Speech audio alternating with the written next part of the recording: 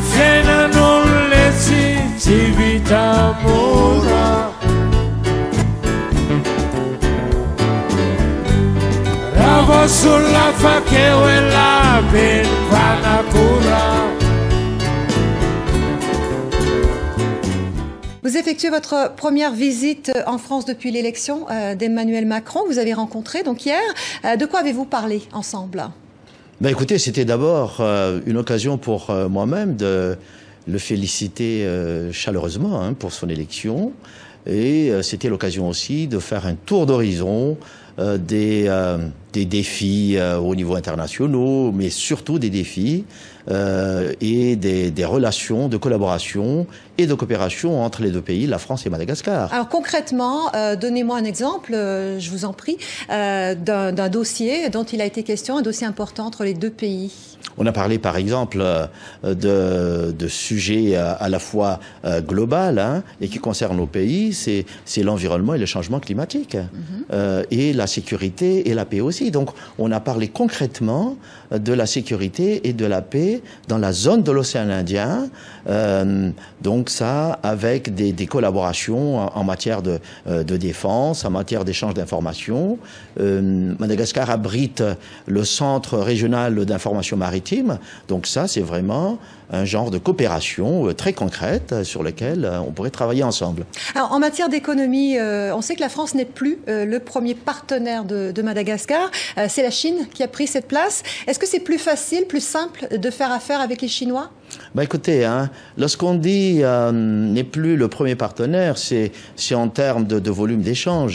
Je dirais que ce soit de commerce, d'investissement, mais je pense que la France est bien présente à travers les grandes entreprises françaises et dans plusieurs secteurs. Je pense que c'est la France qui est la plus présente avec ses investisseurs dans différents secteurs. Et est-ce que c'est plus simple de faire affaire avec les Chinois? Ah bah écoutez, je pense qu'il faut s'adapter avec tout le monde.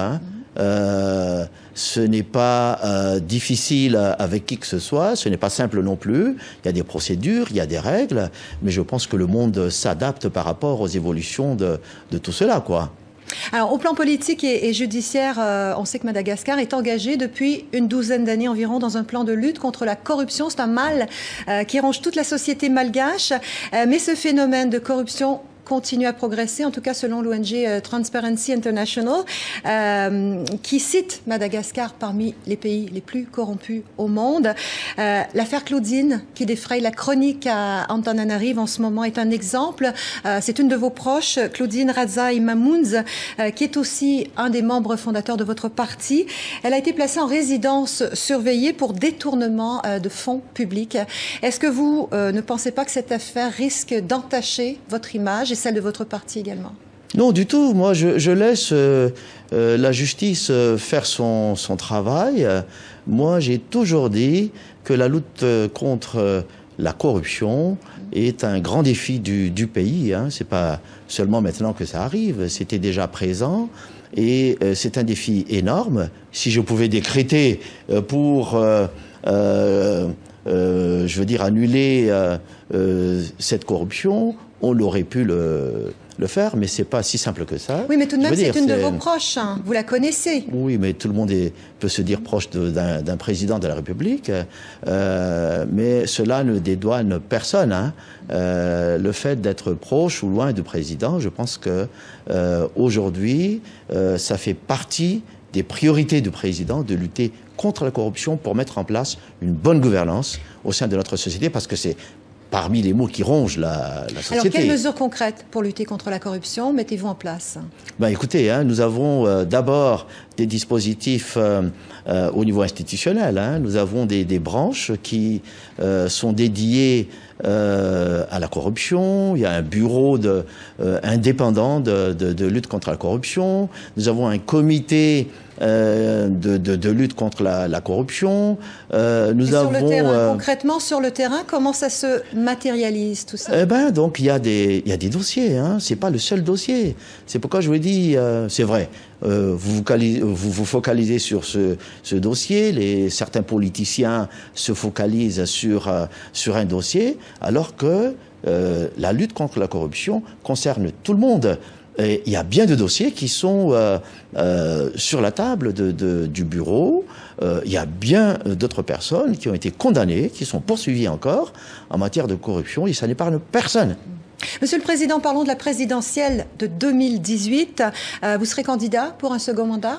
Ben écoutez, il est trop tôt de répondre à cette question parce que ma priorité aujourd'hui, c'est de travailler. Il faut qu'on avance dans le travail. Le plus urgent, c'est de lutter contre la pauvreté de la population, mettre en place les projets économiques et sociaux. Il faut créer des emplois, il faut augmenter la productivité de l'agriculture et des différents secteurs. Je pense que c'est là où un président de la République doit travailler en priorité. 5 ans, c'est court. Est-ce que vous pensez qu'il faut un second mandat pour vraiment avancer sur ces dossiers ?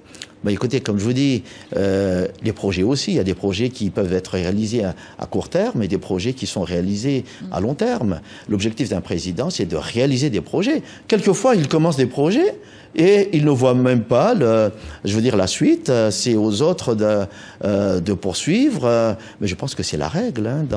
Est-ce que Marc Ravalomanane, l'ancien président qui a été chassé du pouvoir, sera autorisé à se présenter à la prochaine présidentielle? On sait qu'il a été condamné par contumace à des travaux forcés à perpétuité. Je pense qu'il n'appartient pas au président, ni en exercice, ou au président de décider de son sort.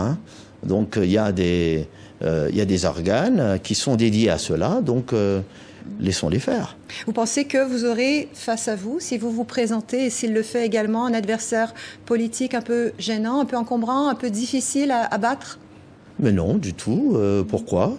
Je ne sais pas pourquoi la question, mais en tout cas, comme je vous dis, c'est à travers le travail et les réalisations que l'on se mesure lorsqu'on est en fonction. Une dernière question, Monsieur le Président. Pour cette visite en France, vous portez 2 casquettes, celle de président malgache et puis celle de président de l'Organisation internationale de la francophonie, jusqu'au prochain sommet d'Erevan en Arménie, c'est en fin 2018. Quelles sont vos orientations pour la francophonie jusqu'à la fin de votre mandat? Écoutez, ces orientations ont été bien définies à Antananarivo lors du dernier sommet. Le thème qui a été débattu, c'est croissance partagée, développement responsable. On a parlé de paix, de sécurité, on a parlé de jeunesse.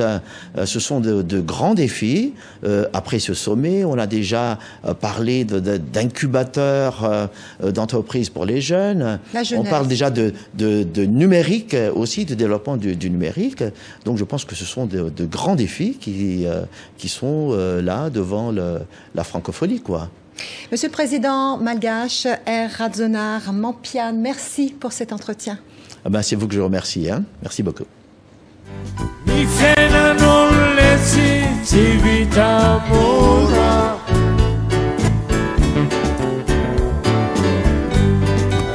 Sulla fa che